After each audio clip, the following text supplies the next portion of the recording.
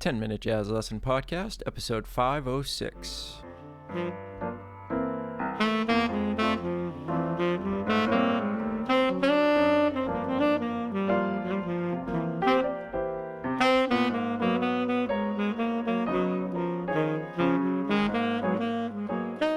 Hey everybody, as always, before we dive into the episode, just wanted to remind you, all of these episodes are available as YouTube videos on my YouTube channel. So just go on YouTube and search for my name, Nick Maynella. It should be the latest video on the channel. So if you want to see any of these examples that I'm talking about, I always put them on screen, and there are always other visual aids for you. Also, all of the stuff that we talk about in these episodes is always available as PDFs with backing tracks, trading tracks, all kinds of good stuff over on our site, Jazz School. Sign up to support the show with a small monthly donation, and you get everything we talk about in a ready-made package so you can start practicing right away. If you want to know more about that, just click the link in the description, and it will take you over to Jazz School. You get signed up, and then you can decide whether you want to support the channel or not. All right, let's get on to the episode. Today, more strategies on getting comfortable playing at extremely fast tempos. So if you haven't seen my last video, I'll put a card somewhere on screen. Go and check that out first. That's my sort of initial thoughts on playing something around, 300 BPM. And today we're just going to dive a little bit deeper into getting you more comfortable with that sometimes completely panicked feeling of having to play at these fast tempos. So today we're going to talk about feeling the bigger beat. And this is something that we hear a lot of really great jazz musicians and educators talking about, which is that we're not feeling time in the same way at all different tempos. To do that sometimes leads to a lot of problems and really choppy playing, which I'm sure you've experienced at faster tempos. I know I have. So changing the way that we feel the beat at different tempos can be really advantageous to putting something together that feels natural. And the stuff that I'm going to teach you today actually comes from a great teacher of mine. When I was younger in high school, I was at a summer music camp in one of the jazz bands, and I had the great fortune to be directed by the great Dan Buckfitch. If you don't know him, look him up. Legendary educator, and certainly a really important mentor of mine through working with him in these summer camps as a student and now actually teaching at the same summer camps with him. And when I was in that initial jazz ensemble with him, he had brought in one of the tunes for the program was this really fast 4/4 swinging tune. And as we started rehearsing it, the band just sounded terrible, frankly. Everybody was so nervous and uptight because this tempo was flying by. So at some point, on the second day of rehearsal, says, stop, you guys are really, you sound so frantic over this. So what Dan Buckfitch did was he said, okay, I want the drummer to start playing basically a quarter time funk or hip hop feel, a backbeat. But the chart, the tempo, everything, it's going to go by at the exact same speed. But what happened was we felt it at a much slower tempo, which allowed the band to relax. And I'll never forget the results that got from the band instantly. And so this is something that I've been incorporating into my practice for a very long time. So when he had the drummer play that backbeat, essentially what we were doing was we were starting to feel the bigger beat. So initially we were all trying to think quarter notes, 1 2 3 4, 1 2 3 4, 1 2 3 4, 1 2 3 4. But then as we heard the drummer go boom, bop, boom, boom, bop, boom, bop, that 1 2 3 4, 1 2 3 4, 1 2 3 4 was still going by just as fast, but we weren't feeling every quarter note. In essence, what we were feeling was every bar. Boom, 2 3 4, bop, boom, boom, bop, boom, bop, boom, boom, bop.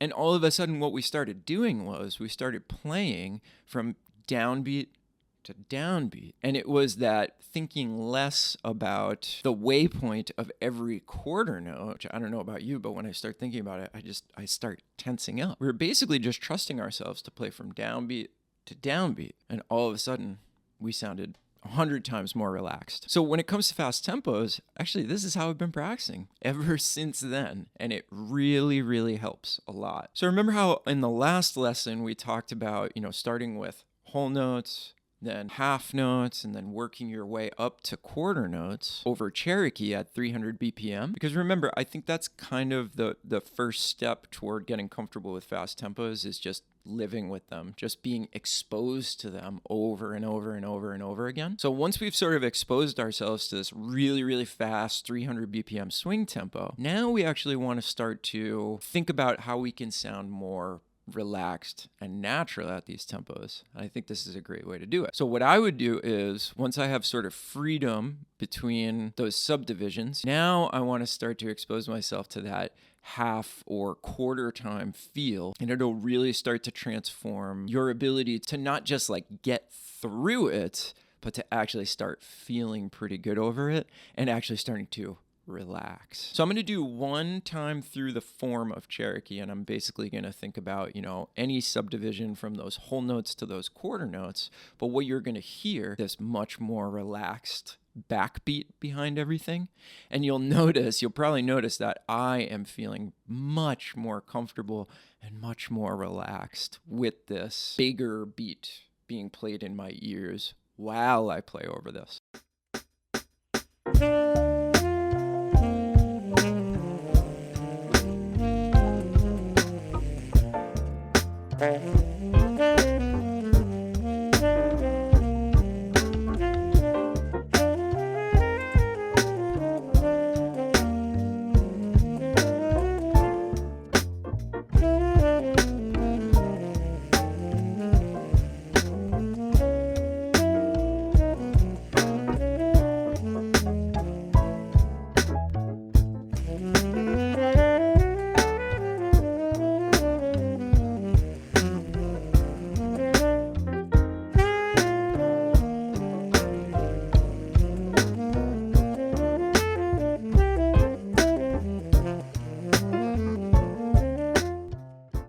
Okay, so there's your first test, all right? Don't waste any time. Get into that. I'll have a backing track for all of the supporting members of the channel. More on that later, but I would start practicing that initial just like sort of easy subdivision, not putting any pressure on yourself, just making sure you can get through the form with that stuff happening. Now what you want to start to do is you want to start to take this and just start to free yourself up a little bit. What I found was that this was great for me to start playing eighth notes at this tempo because I was feeling so relaxed that I thought, hey, maybe I can actually start to play some eighth notes at 300 BPM. So I started that process. Now, a couple of things. When you start doing this, what I really, really suggest is that you leave a lot of space and play very, very short eighth note phrases. So even if you're playing 2 eighth notes, that's going to prove to you that you can actually do it, and it's going to start to settle you into the pocket of playing eighth notes. So don't go right from, I was playing whole notes and half notes and quarter notes, right to, okay, now I need to pack in every measure with eighth notes. Just simply start to introduce maybe smaller subdivisions, but don't put any pressure on yourself. You could leave 8 bars of just totally empty space if you need to, but start experimenting without judgment on those smaller subdivisions, starting with eighth notes.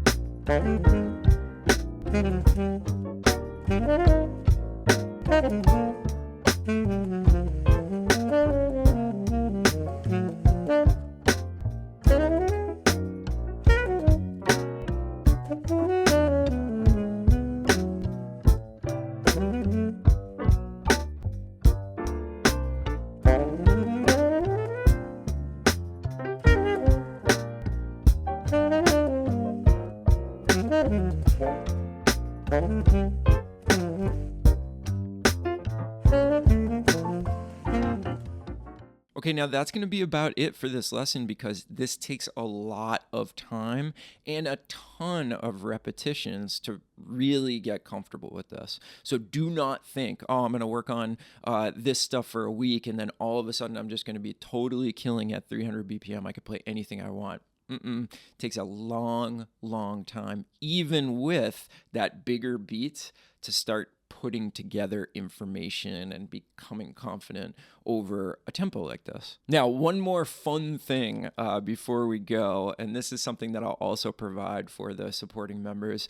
What if we were to take that beat that we were just using and expand it even further? So now instead of quarter time, in essence, now the drums are going to be playing 1 bar for every 8 bars of the form that goes by. And this is even more fun, although this one might actually be more difficult. But you see all this stuff, practicing this big beat stuff, using the different drum tracks behind it, they're really all very, very beneficial for your time in general, because what you're hearing while you're playing really influences the information that you deliver and the subdivisions that you use. So not only are you making yourself sound a little bit more relaxed with this kind of stuff and understanding how the big beat can help you, you're also like really, really improving your time and experimenting with basically different like settings in which to play. It's kind of like working with a metronome and like sometimes working with it on every beat, sometimes working with it on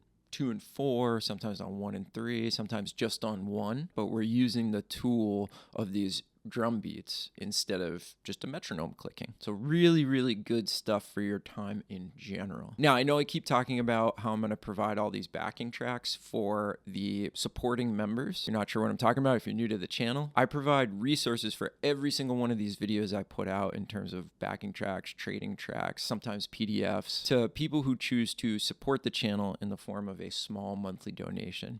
You can find a link in the description that will give you all the information on that. Come over, join up to my online jazz education platform, Jazz School, which is totally free, by the way.